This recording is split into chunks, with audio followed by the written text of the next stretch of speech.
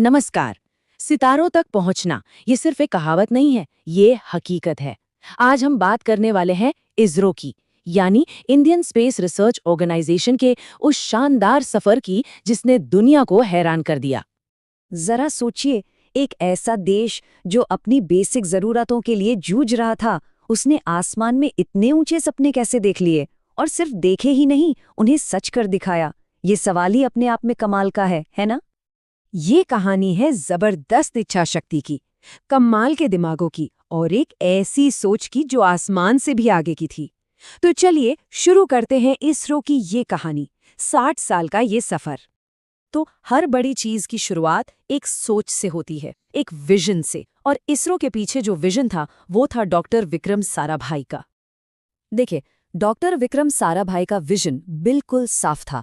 और सच कहूं तो यही बात आईएसआरओ को दुनिया की बाकी स्पेस एजेंसी से एकदम अलग बनाती है। उनका सपना सिर्फ रॉकेट लॉन्च करना या दूसरे ग्रहों पर पहुंचना नहीं था।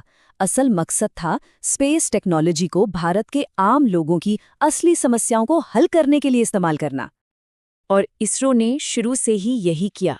उनका फोकस एकदम क्लियर था कि सैटेलाइट्स का इस्तेमाल हो कम्युनिकेशन बेहतर करने के लिए, टीवी घर घर पहुंचाने के लिए, मौसम का सही हाल पता चले ताकि किसानों को मदद मिले, देश में कहाँ कौन से नेचुरल रिसोर्स हैं इसका पता लगाया जा सके। मतलब ये वो साइंस थी जिसका सीधा कनेक्शन जमीन से था, लोगों से था।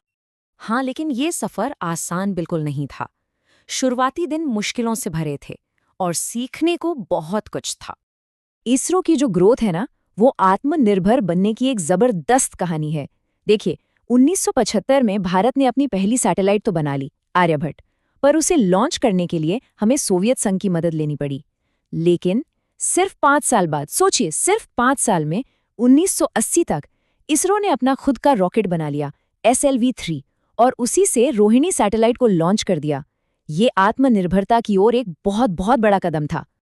तो ठीक है, अब हम खुद लॉन्च तो कर सकते थे, पर अगला स्टेप था भरोसेमंद बनना और अपनी क्षमता बढ़ाना। और यही एंट्री होती है इसरो के असली गेम चेंजर की। ये है PSLV, polar satellite launch vehicle. इसे इसरो का वर्कहॉर्स कहते हैं, मतलब वो भरोसेमंद साथी जिसने कभी निराश नहीं किया। इसी रॉकेट ने भारत की न जाने कितनी सैटेलाइट्स को कामयाबी से ऑर्बिट में पहुंचाया। और इतना ही नहीं, जो हमारे सबसे बड़े मिशंस हैं, नासा, चंद्रयान और मंगलयान, वो भी इसी की बदौलत मुमकिन हुए। सबसे बड़ी बात, ये जबरदस्त भरोसेमंद था और काफी किफायती भी। 104 ये सिर्फ एक नंबर नहीं है, ये PSLV की ताकत का सबूत है। सोचिए, साल 2017 में इसरो ने एक ही रॉकेट से एक ही बार में 104 सैटेलाइट्स को लॉन्च कर दिया। World record. पूरी दुनिया देखती रह गई और मान गई कि हाँ, भारत अब स्पेस में एक बहुत बड़ी ताकत बन चुका है। तो अब हमारे पास एक भरोसेमंद रॉकेट था। इसके बाद इसरो की एम्बिशंस और बड़ी हो गई। अब नजरें पृथ्वी के ऑर्बिट से आगे हमारे सोलर सिस्टम के दूसरे ग्रहों पर थीं। और फिर आया Mangalyaan, the Mars orbiter mission. ये एक ऐसी कामयाबी थी जो इतिहास में दर्ज हो गई। भारत एशिया का पहला देश बना जो मंगल तक पहुंचा। और सुनिए, पहली ही कोशिश में दुनिया का पहला देश जिसने फर्स्ट अटेम्प्ट में ये कर दिखाया, जबकि दुनिया की बड़ी बड़ी स्पेस एजेंसियों को इसमें कई बार नाकामी मिली थी। और ये सिलसिला रुका नहीं। साल 2023, चंद्रयान-3, एक और ऐतिहासिक पल। इस बार भारत ने वो कर दिखाया जो आज तक कोई नहीं कर पाया था। चांद के साउथ पोल पर, उस मुश्किल और अनजाने हिस्से में, कामयाब सॉफ्ट लैंडिंग। तो जरा सोचिए, चांद पर पानी के निशान खोजना, मंगल का चक्कर लगाना, गहरे अंतरिक्ष को देखने के लिए अपनी ऑब्जर्वेटरी बनाना, और तो और सूरज को स्टडी करने के लिए आदित्य L1 भेजना। इसरो ने लगातार साइंस की हदों को तोड़ा है और आगे बढ़ता गया है। और ये सफर अब भी जारी है। हाल ही में स्पीडेक्स मिशन के साथ इसरो ने एक और कमाल कर दिखाया, स्पेस डॉकिंग।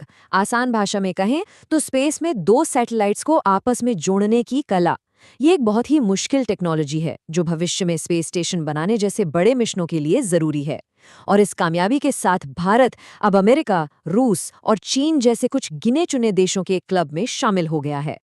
तो इन सारी कामयाबियों को जब हम एक साथ देखते हैं तो इसका मतलब क्या निकलता है?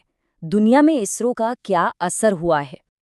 तो इस पूरे 60 साल के सफर का निचोड़ क्या है? जब हम पीछे मुड़कर देखते हैं तो कुछ खास बातें निकल कर आती हैं जो इसरो की असली पहचान है। इसरो की जो पूरी कहानी है ना, वो असल में 4 पिलर्स पर खड़ी है। सबसे पहला कॉस्ट इफेक्टिवनेस, मतलब बहुत कम खर्चे में बड़े बड़े मिशन पूरे करना। मंगलयान इसका सबसे बड़ा उदाहरण है। दूसरा, हमेशा देश के विकास पर फोकस रखना, चाहे वो मौसम की जानकारी हो या कम्युनिकेशन। तीसरा, लगातार नई टेक्नोलॉजी बनाते रहना और उसमें मास्टर बनना, लॉन्च व्हीकल से लेकर स्पेस डॉकिंग तक।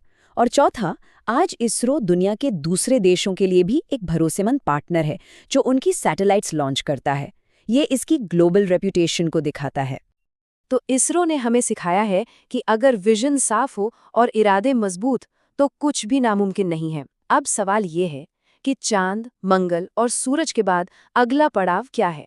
भविष्य में कौन सी नई ऊंचाइयों को छुआ जाएगा? ये एक ऐसा सवाल है जिसका जवाब जानने के लिए सिर्फ हम ही नहीं, पूरी दुनिया बेताब है।